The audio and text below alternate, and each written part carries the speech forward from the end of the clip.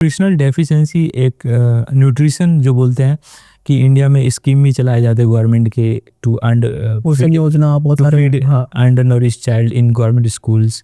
तो आपको क्या लगता है कि न्यूट्रिशन कितना इंपॉर्टेंट है, मतलब बॉडी न्यूट्रिशनल तो मोस्ट इम्पोर्टेंट है ना, just like most important nutrition vitamin कौन सा, मतलब सारे इंपॉर्टेंट है, विटामिन ए बी सी सब सारे इंपॉर्टेंट, सारे इंपॉर्टेंट है। कार्बोहाइड्रेट इंपॉर्टेंट है, फैट इंपॉर्टेंट है, प्रोटीन इंपॉर्टेंट है, but with in a limit. ये नहीं कि कार्बोहाइड्रेट एक्सेस नहीं होना चाहिए किसी चीज कुछ नहीं, excess of everything is bad, ये बचपन से पढ़ते आ रहे हैं। तो ये सब चीज़ें अब जैसे स्कूलों में जैसे आप जाओगे गांव में तो गवर्नमेंट ने बहुत सारा चीज़ प्रोवाइड कर रखा है, बच्चों को हम खाना देंगे, बच्चों को हम बुक्स देंगे, लेकिन बच्चों तक वो चीज़ पहुंच ही नहीं पाती, तो प्रॉपर खाना ही नहीं मिलते। ये बीच में बहुत सारे करप्शन एस्टेब्लिश्ड ऑलरेडी, गैप है, गुड गवर्नेंस का लैक है।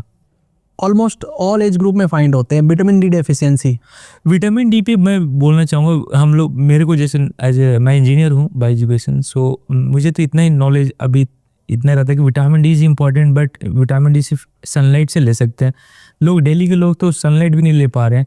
तो आपको क्या लगता है कि सनलाइट मतलब कि नहीं ले, अगर सनलाइट नहीं ले पा रहा कोई, तो उसका विटामिन डी कैसे पूरा होगा? मतलब कुछ टैबलेट आते हैं, सैसे आते हैं, टैबलेट्स भी आते हैं, सब कुछ आते हैं जो मार्केट में अवेलेबल है। सैसे होता है कि वीकली लेना है आपको मिल्क के साथ मिक्स करके, तो वो बेस्ट आउटकम देता है। जो विटामिन डी डेफिशिएंसी के पेशेंट्स आते हैं वो मिल ले आएंगे आपको। नी पेन हो गया, बैक पेन हो गया, नेक पेन होता है, हैंड में भी पेन होता है, फुल बॉडी में पेन होता है, बहुत वीक फील करेंगे विटामिन डी से। यस, आपके बोन्स ही हेल्दी नहीं रहेंगे तो फिर आप स्टैंड कैसे करोगे? तो विटामिन डी डेफिशिएंसी बहुत कॉमनली फाइंड होता है।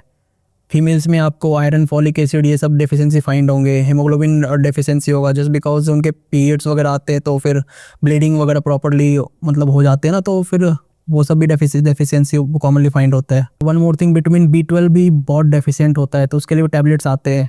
एक टैबलेट लेनी चाहिए vitamin D? Yes yes, vitamin की टैबलेट लेना चाहिए, multi vitamin available in the market, you can take, लेनी चाहिए मतलब। Yes yes, on daily basis या ऑन डेली बेसिस ही मिलते हैं वो, जो कि मल्टीपल विटामिन आपको जितना रिक्वायर्ड होता है इन अ सिंगल डे वो आपको पूरे करके दे देते हैं, तो बेस्ट है ना। लाइक आपको जो इंडिया में जो मील्स खाते हैं उसके साइड इफेक्ट्स नहीं, साइड इफेक्ट्स इतने नहीं होते, मतलब सो होते हैं, सही रहता है, जो कि मेजॉरिटी ऑफ पॉपुलेशन में नहीं आते। जिम का बहुत ट्रेंड हो गया है, जिम का, और लोग प्रोटीन लेते हैं जिम में जाने के लिए। तो प्रोटीन क्या होता है, मतलब उसमें क्या, मतलब विच काइंड वे प्रोटीन जो मैंने सुना है वो सबसे बेस्ट है। बेस्ट है वो? हाँ, वो शायद कॉस्टली भी होता है, वो कॉस्टली होता है बट ठीक होता है। एंड जब आप प्रोटीन ले रहे हो या कोई सप्लीमेंट ले रहे हो तो आपको किडनी लिवर के टेस्ट लाइक मंथली और बाय मंथली करवाते रहना चाहिए। ओके, KFT वगैरह देखते रहना चाहिए कि किडनी में कोई प्रॉब्लम तो नहीं आ गया, क्योंकि आपका जो भी आप ले रहे हो तो फिल्टर आउट तो आप किडनी से इवेंचुअली होना है, तो आपको वो सब देखना पड़ेगा। हर कंपनी का प्रोटीन सही नहीं होता।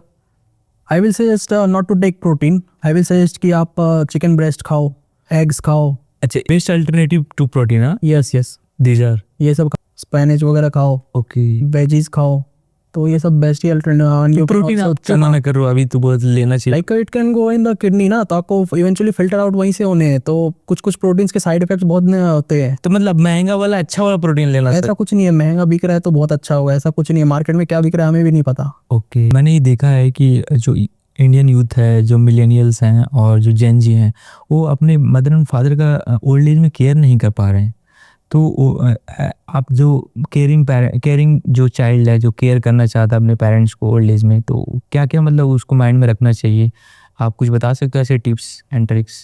माइंड में रखनी चाहिए that mom and dad is blood pressure, BP सब चेक करवाते ना? यस, ये तो होनी चाहिए। मॉम एंड डैड को जो है एक गिफ्ट की तरह रखना चाहिए, कि बहुत लोग होते हैं कि मॉम डैड होते ही नहीं उनके, तो तुम्हारे पास है तो तुम्हें टेक केयर करने चाहिए, उनके हेल्थ इश्यूज़ को मॉनिटर करने चाहिए। बीपी, पल्स, जो भी डायबिटीज़ है तो उनका ब्लड शुगर, HbA1c लेवल, ये सब आपको मेंटेन करना पड़ेगा। एंड रेगुलर चेकअप्स के लिए जाना पड़ेगा। एंड उनको मोटिवेट करो कि आप सुबह सुबह पार्क में जाओ, आप फ्री रहो, अच्छे से stress free life Jio, so that वो लॉन्ग टर्म के लिए अपने बीच रहे एंड अच्छे से। मतलब ऐसा लगता है isolation is the problem for old age parents? या many people like go out of India and they isolate their parents here. तो दिल्ली में आप देखोगे बहुत सारा केसेस, बहुत सारे हैं, ओल्ड एज में भी आपको मिल जाएंगे बहुत सारे। Like when I was in psychiatry department, तो वहाँ एक ओल्ड एज होम भी सेपरेटेड था, तो उनको पता ही नहीं होता था। लाइक मैं मोस्टली ओल्ड एज में होता है कि डिमेंशिया हो जाता है, उसमें भूल जाते हैं कि एड्रेस भी क्या है,